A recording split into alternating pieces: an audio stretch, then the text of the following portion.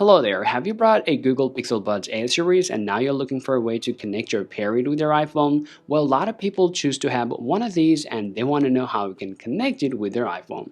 Now to connect it with your iPhone, you don't have to do any hassle, you don't have to install any application whatsoever, it is really easy.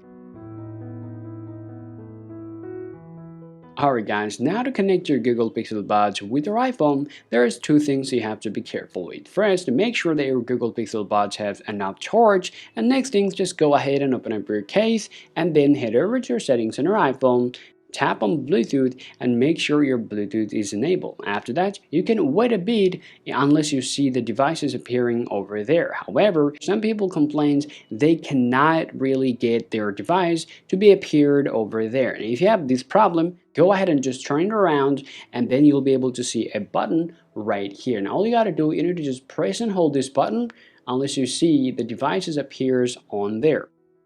As soon as you see that device is appearing over here, let go of the button and now simply go ahead and choose these Pixel Buds from here, and then your device is going to be connected just like that.